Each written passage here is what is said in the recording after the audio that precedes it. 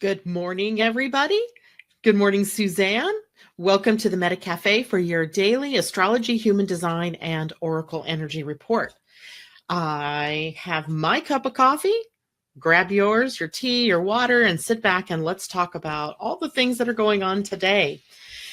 First of all, a big thank you and shout out to everybody who joined me last night in the Type Strategy and Authority, or the 3 Keys to Unlocking the Power of Your Human Design webinar. I think I may have misspoke last night when I said that there was going to be, that the recording would be automatic. I would love it if one of you out there would test, one of you that attended last night would test your link and see if it takes you to the recording. Luckily, I recorded and then I can input it into my own production program and put it back out there. So if it doesn't take you directly to the playback, please don't hate me. I just didn't understand maybe that it didn't, at least for me, when I went to click on it to go listen to it, I couldn't do it. But then maybe because I was the owner of it, I couldn't do that. So somebody let me know. Good morning, Roseanne. Good morning, Suzanne. Good morning, Michelle. Good morning. I missed somebody. Londa. Love the filter. Londa says, love the filter.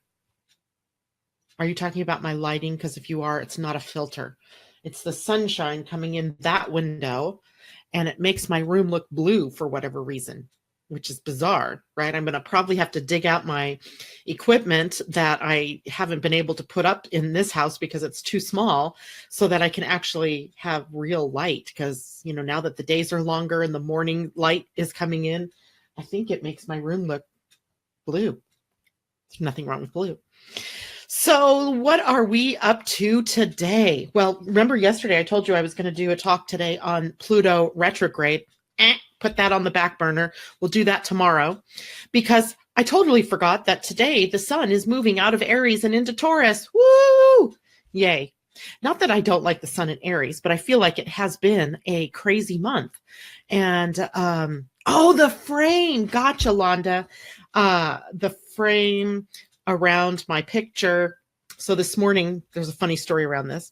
So this morning when I was setting up my broadcast, it always asks me to put in my branding. Well, I always thought the branding was just about, you know, the color of the writing, because if I write right now, it's going to be this, you know, the same purpley pinky color of my website. See, I'll say, you know, color. Let's see, hopefully I remember to do it. Yes, see that whole pink in the background is the color of my website. And my little logo up here. Well, this morning I noticed, wow, there are these frames other than the spring ones that I was using a couple of weeks ago. And one of them had all these lovely planets. And I thought, wow, that's very astrological of them. So I decided to use it this morning just for fun, because I'm a Gemini and I can. And because the moon is still in Gemini, so I can. Anyway, so going back to what I was talking about, the transit of the sun through Aries has been crazy, right? Crazy making. I think everybody could agree that we've had some ups and some downs and some ins and some outs and some crazy making days. I think we're still kind of crazy, right? So today the sun is sitting at the 29th degree of Aries. And if you've been listening to me long enough, you know that the 29th degree of any sign is an anaretic degree, we call it. In other words, think focus, think powerful. So the sun sitting at 29 degrees then is offering us up a positively powerful look backwards, if you will, at everything that we have been enlightened by during our very bright sunshines tour through the sign of Aries. So notice too that the 29 degree is also an 11, which this particular year numerologically is also an 11. And so we have some coherence here in this particular day about looking at all of the things that we have been enlightened by. What new things are there that we're getting ready to project out there into the world or to manifest in when the sun moves into the master manifesting sign of Taurus, which happens, by the way, this evening, Pacific Coast time, 8:13 p.m. And for you on the East Coast, 11:13 p.m. The sun will move out of Aries and into Taurus. But for the time being, which gives us the rest of this day pretty much, the sun will be sitting at the 29th degree. In fact, when I drew the chart this morning, at exactly the moment I drew the chart, the sun was at 29 degrees, 29 minutes. Like, let's just emphasize the 29, ergo the 11. So I really believe that then the word that we really want for this particular moment in time is about taking everything that we've learned and enlightening ourselves, whether it was a happy stance, whether it was not so happy, whether it was tragic, whether it was ugly, whether it was awesome, taking everything that has been a part of our experience over the last 30 degrees or 28 degrees of the sign, and which equates to about, well, let's see, what day, March 20th, when the sun moved into Aries. And what have we learned since then? What nuggets, what jewels can we take from the experiences that we've had and apply them to what now becomes a pretty powerful month of Taurus, right? The sun going through Taurus, which we're going to talk about in just a minute.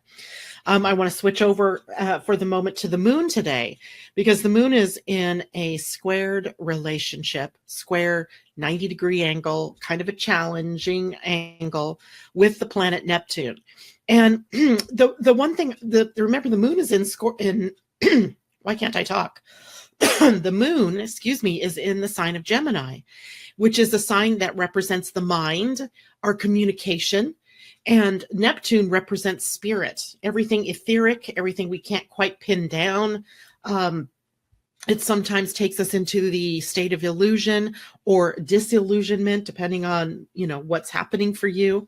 So the moon in a square to Neptune makes us very open to hearing messages from our internal, from our intuition, from our angels, our guides, our spirit masters, whatever your belief system is. So today, what messages are we receiving? Or are you receiving? Are you deaf to what you're hearing? Are you hearing but not listening? Are you listening and are you trying to listen but you're talking too much that you can't hear the message? Lots of things for us to consider with the moon right now. And, I like to think of the moon squaring Neptune as little chunks of info that stream in. Like I didn't dry my hair. My hair is very wet. But I was putting it all up, trying to get it out of my way. And I got this quick message, this quick hit about what to do next in some of the work that I've been doing behind the scenes. And I tend to have that stuff come in, and I tend to not listen to it right away because I'm a generator and I want to wait till there's something outside of me to respond to. And then I went, duh, you've already seen it in your outer world, which is what got you to thinking about it. And so it is perfectly appropriate now for you to act from this intuitive space. And so that is something that I am taking away personally. Good morning, Cheryl. It's good to see you out there this morning. So when the moon is squaring Neptune, these little chunks of info, I like the way I do that. Like they come in, they zap you, and it may not be quite like a zap either. It could be more gentle than that. But there's something that happens in bringing information from the intuitive mind directly into the mind, the more mental capacities that we have. But I would caution you during this time, just like I ran myself through that filter about, is this proper for me? Is this correct for me? Am I responding to something, or is this something that's coming up from my inner dynamic? You run it through whatever it is that your type, strategy, and authority is. If you were listening last night, you've got that information now, and you know how to make decisions, hopefully, that are correct for you, putting those pieces together. So when this intuitive information filters in, you get this opportunity to go, is this really for me? If you're emotionally defined, you're going to sit on it for a little bit. If you are sacral, like my friend Michelle out there, then you're going to take that and you're going to see if your sacral is responding in an or an and you're going to work with your information, with this input coming in from the universe in a way that's correct for you. Now, if you're out there and you're wondering what the hell I'm talking about with human design, don't have a problem with it. Just go to my website, www.living-astrology.com, and request your free human design chart. It comes with an explanation of your type. That'll get you started along this conversation about who are you authentically designed to be. So if you have questions, of course, you can always ask them right here in the morning. You can email them to me. You can put them on the Facebook page. As I was saying last night to my people that joined in the webinar, I love questions. I have an open throat. So the moment somebody asks me a question, it opens up my energy and allows my very powerful sacral energy, all four of my motors, to unload the information and channel it directly to you. Cool, right? I know that about myself. Doesn't stop me from talking when I'm not supposed to talk, but oh well, I'm still learning too. So good morning, Marlene. It's good to see you out there too. I love that we have new people that join us in the morning. And I also love that there's a lot of times that there are people out there watching and listening that I don't know about. And then suddenly they'll pop in and make contact with me. And I love that as well about this kind of platform. If you want to remain anonymous, that's great. If you don't, great. Contact me and let me know what your questions are. Or even if you have ideas about what you want to hear me talk about, that would be fabulous too, because I like that kind of an input. Oh, last thing about the moon today, and it's not about today, actually. The moon is in Gemini all day. There's no void of course moon, but there is one tomorrow morning, so I just want to let you know about it. It's one of the weakest void of course moons I've seen in a while because it only lasts for 2 hours, and that is tomorrow morning from 8:05 in the morning to 10:26 in the morning.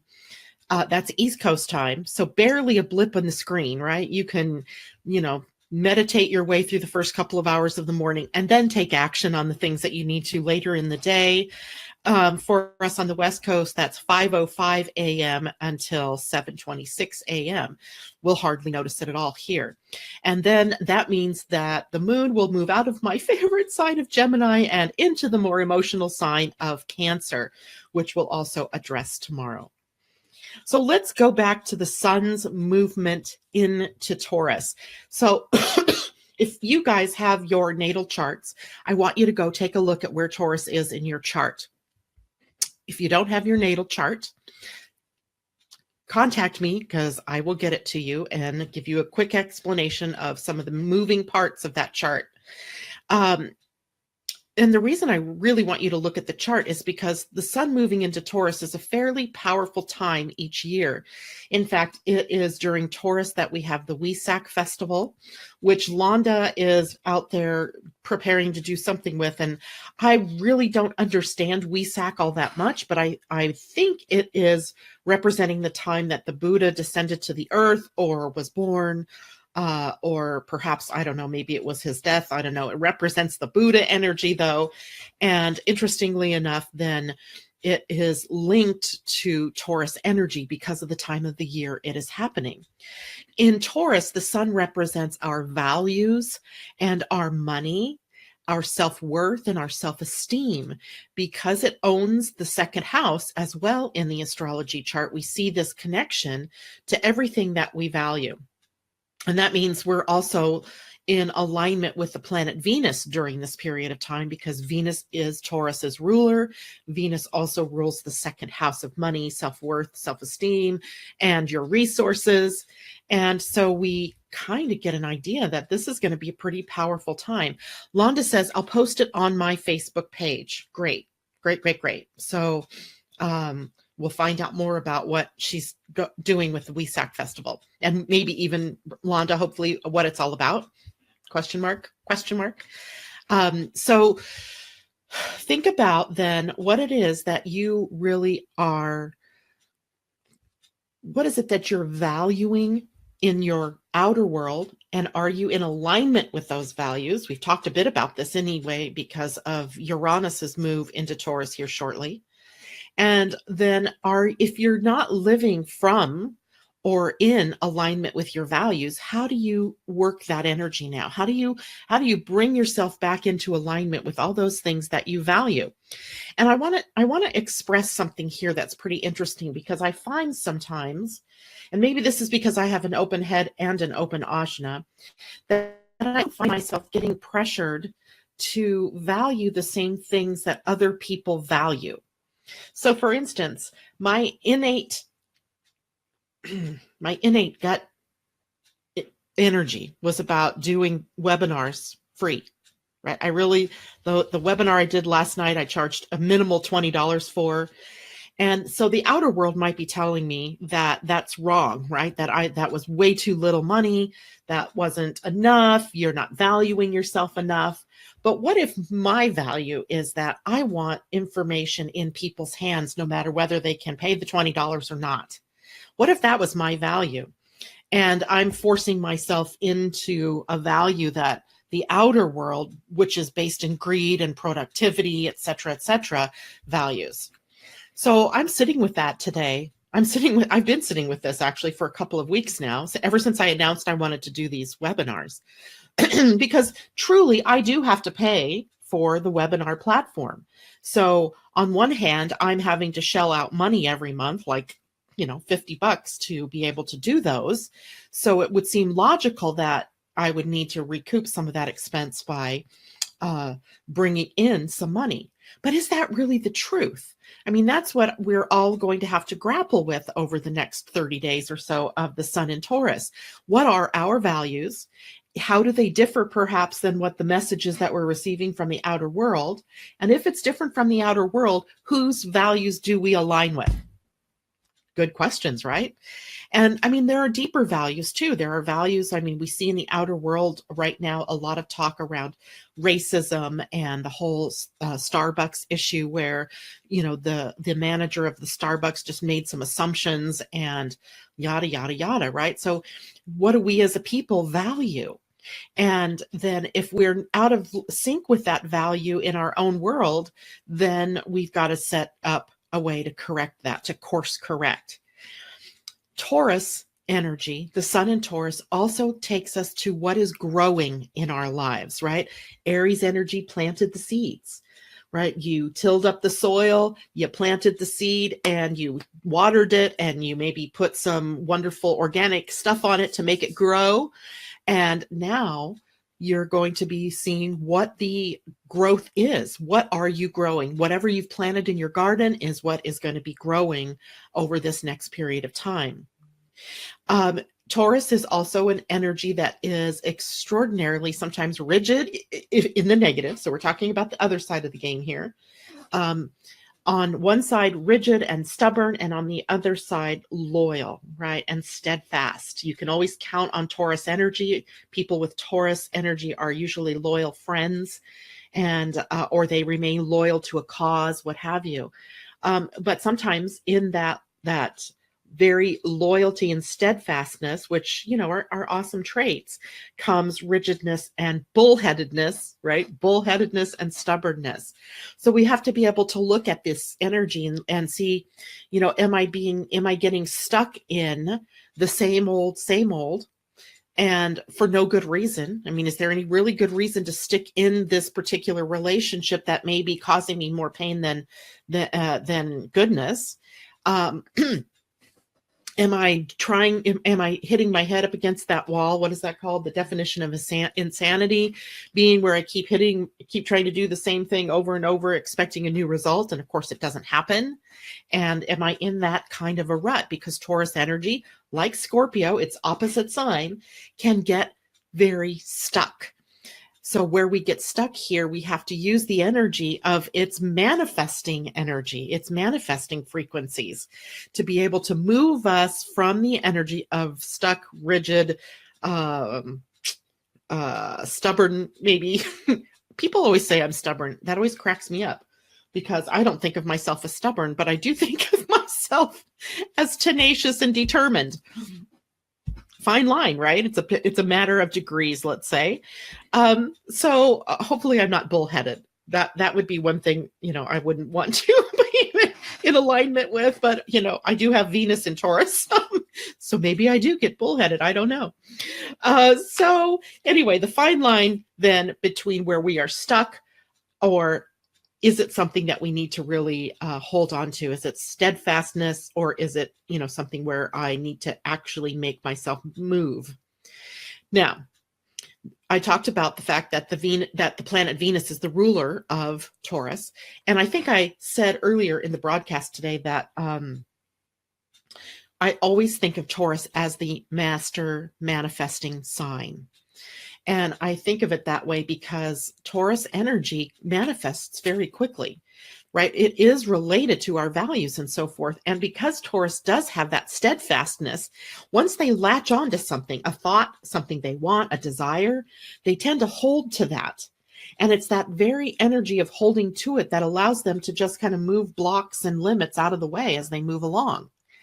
And I remember, and I probably have shared this story before, but when my oldest daughter was 18, she's a Taurus, by the way. Her birthday's May 19th. She wanted a Dodge Durango as her first car. And she was working. She had a job. It was a fairly good job too. I mean, she was making decent money. And she kept telling me, Mom, I want this Dodge Durango. And I kept thinking to myself, Lord, girl, you're in for a wake-up call, because no car dealer is going to give you a loan for what I think then was like a $30,000 car at 18 with having maybe a 6-month job history.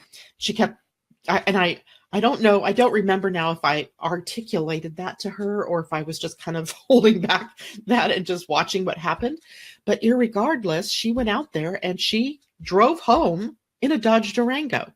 Imagine my surprise, right? Anything that girl puts her head to, and this is the same with my granddaughter, who is also a Taurus, anything they put their minds to, they end up getting. But here is then the problem, perhaps, is what is your mind on, right? If your mind is on the things that aren't happening for you, if your mind is on the things that you see that you don't want, you are manifesting those things equally. So therein lies the issue that we'll be looking at during this period of time. What is your mind on? What are you thinking about? Because it's very powerful. Yes, Roseanne. Roseanne says Tauruses do make it happen.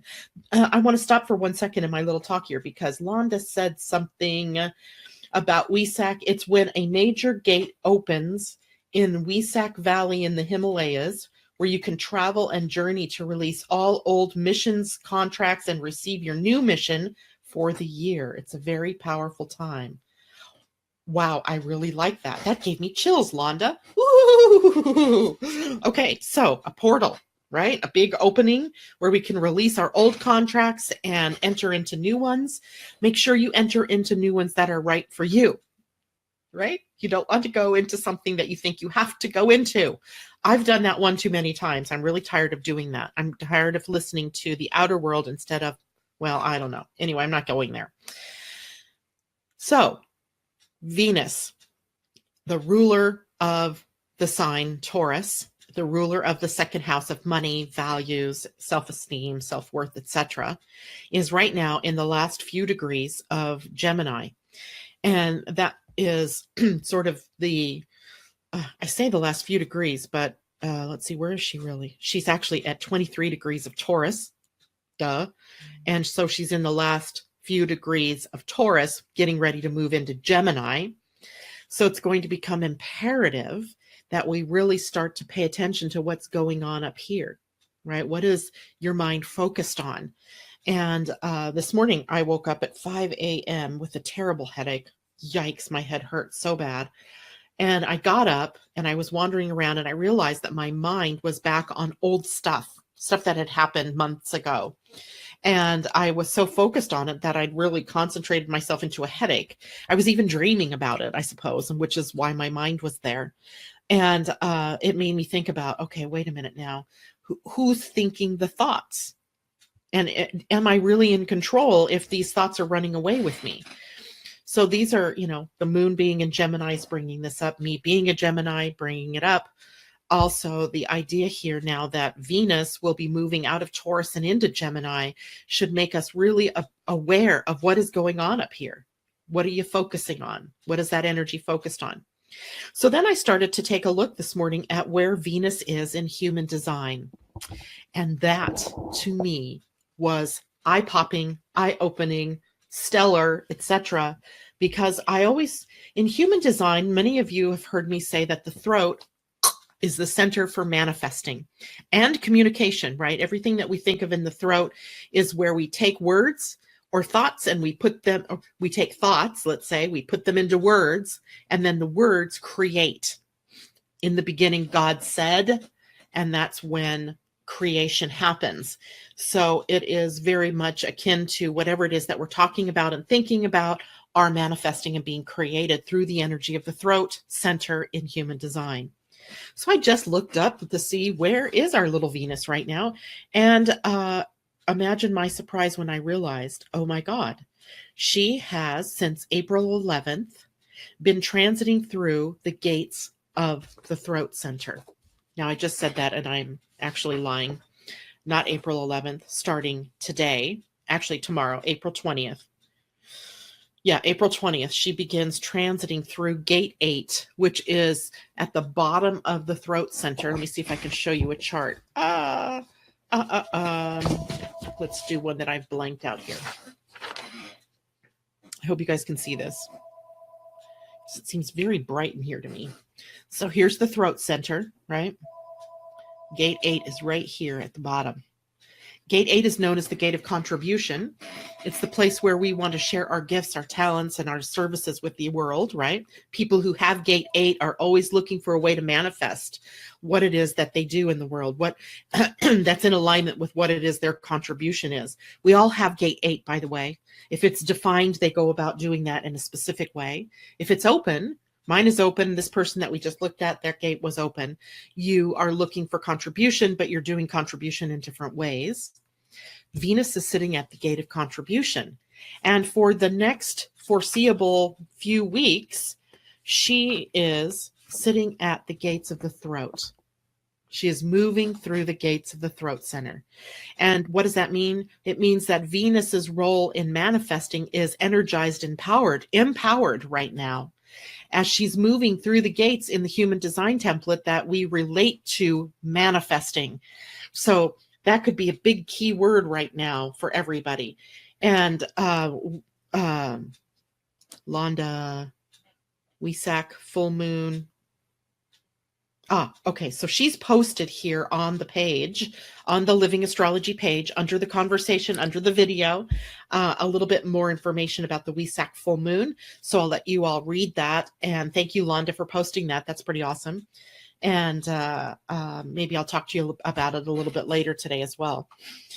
So Venus, the ruler of Taurus, the sign that takes us to our values, our money, our self-esteem, our self-worth, is moving through the gates of the throat that take us into manifesting. So can I say it again? Watch what your mind is on, right? What are you manifesting? Because your thoughts are very energized at this moment.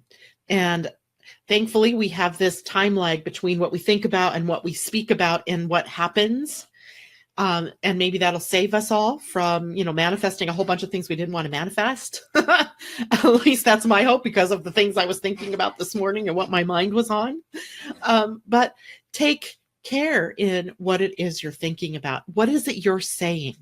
When you're talking to people, I was thinking about this the other day too, about, sometimes we get into a conversation with someone and we begin to complain, or we begin to talk about all the bad things that are going on in our lives. And I wonder where the line is between just having to express that to somebody to get it off your chest, and where it becomes an actual belief system that you've gotten engaged in. And I think there is a fine line here. Where am I living that message of victimhood, or of things, being not going my way? And when am I living it to the point that I'm actually creating it? So fine line, I think, there between just expressing it in frustration, perhaps, or, being angry about not getting what you want done. and actually seeing the results of that manifesting in your world based on what it is you're saying. So being careful what we say and what we're thinking, because things are happening very quickly for us now. And let's see, I think that's all I have for us this morning. Tomorrow morning, tomorrow's Friday. Wow. Wow. Friday, finally the weekend. Tomorrow we'll talk about Pluto's retrograde motion. It does turn retrograde on Sunday, so we still have time to line up with what it means for us. And I'll take you through the human design gates that it's sitting at, because I think there's an interesting split in what's happening with Pluto over the next 6 months, 5 months of its retrograde. And you'll want to be aware of that. In the meantime, thank you all for joining me here in the morning. I really love that you give me the space to share what's happening in the stars and the planets and the sky and human design and any other wacky thing that I think of to talk about in the mornings. I love you all. Have an awesome day. I think it's going to be an awesome day here in the Pacific Northwest. The sun is shining bright. So I'll leave you with all of that. Take care. Have a great day. And I'll see you tomorrow morning at 8 o'clock right here. Bye for now.